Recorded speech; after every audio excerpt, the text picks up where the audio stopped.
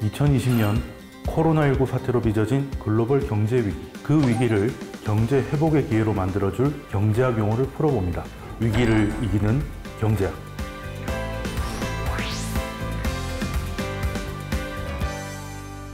기름값이 올랐다. 여러분은 뭐가 걱정되시나요? 세계 경제를 논하지 않는다고 보면 아마 자동차 기름값이 많이 들겠고 이 정도 생각을 하실 겁니다. 심지어 운전을 하지 않은 학생 개미들에게는 이조차도 와닿지를 않겠죠. 그런데 기름값, 즉 유가는 생각보다 우리 삶에 많은 영향을 끼칩니다. 우리가 이동하는 대부분의 교통수단, 석유가 그 원료죠. LPG나 전기차도 나왔다고는 하지만 대부분 석유를 씁니다. 하물며 사람이 아닌 물건을 수송하는 화물 차량, 더 나아가서 큰 배라던가 비행기 모두 화석연료를 쓰죠. 이 얘기는 기름값이 오르면 운반 비용이 늘게 되고, 운반 비용이 는다는 것은 물건의 가격이 오른다는 것을 의미합니다. 결국 물가 상승이 유발될 수밖에 없겠죠. 그런데 이 유가는 고정된 가격은 아닙니다. 주유소 앞에 기름값이 매일 고지되는 거 보셨죠? 이처럼 매일 바뀝니다. 누가 바꾸는 걸까요? 우리가 일반적으로 유가를 얘기할 때 가장 기준으로 삼는 것은 WTI, 즉 미국 서부 텍사스산 원유입니다. 세계 유가 변동의 기준이 되는 미국의 대표적인 원유인데요. WTI 탄생은 7, 80년대 석유 파동 때로 거슬러 가야 합니다. 1950년 이전에 사우디 원유는 미국에서, 이란 원유는 영국에서 독점 통제를 했었습니다. 원유는 워낙 중요한 원자재이기 때문에 패권국 간의 알력 다툼, 정치 싸움이 꽤 많이 있었는데요. 원유 때문에 각국의 정치에 개입하는 일도 꽤 많았었습니다.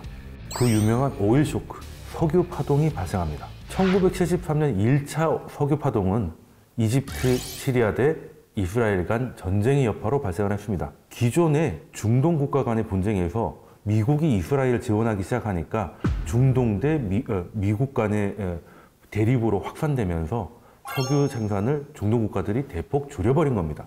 이로 인해서 유가는 3개월 만에 3배가 넘게 상승을 하게 되죠. 여기서 잠깐, 시장에서 가격이 어떻게 결정되는지 아시죠? 기본적으로 수요와 공급의 접점에서 가격이 형성됩니다.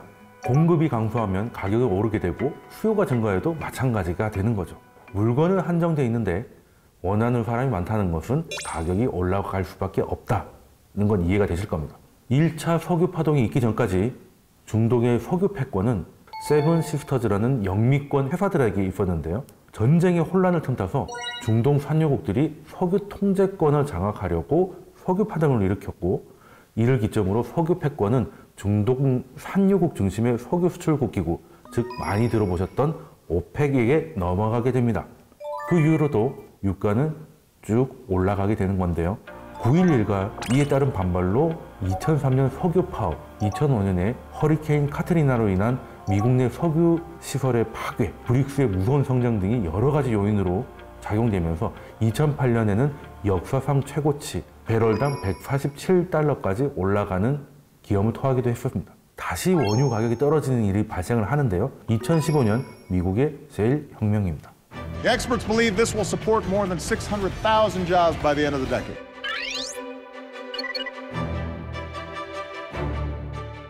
시추 기술의 발전으로 셰일 오일에 대한 생산량이 늘어나니까 미국은 40년 동안 유지했던 석유 수출 금지 정책을 철회하고 석유를 다시 수출하기 시작합니다.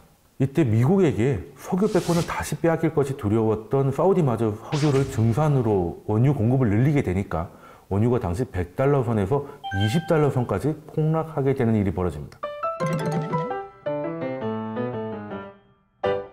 이게 동전의 양면 같은 건데요.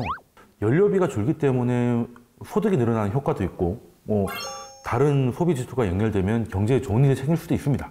또 산업체들도 석유를 많이 사용하는 업체들은 비용이 낮아지니까 세이브한 금액을 다른 투자로 연결한다면 우리 경제에 좋은 일이겠죠.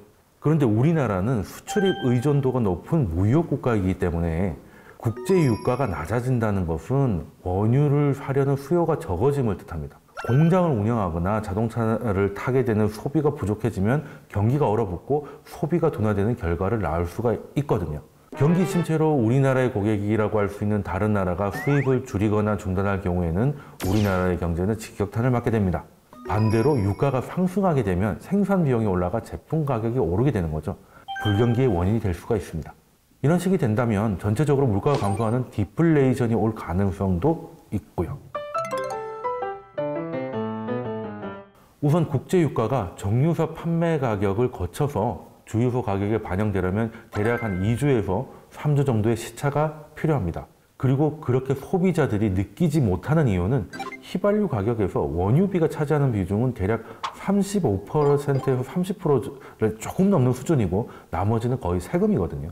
국제 유가가 대략 10% 하락하면 국내 휘발유 가격은 3% 정도 하락한다고 보시면 됩니다.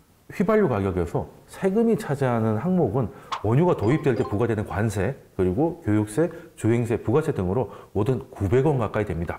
그렇기 때문에 원유 가격까지 포함하게 되면 1,000원 이하로 떨어지기는 좀 어려운 구조죠.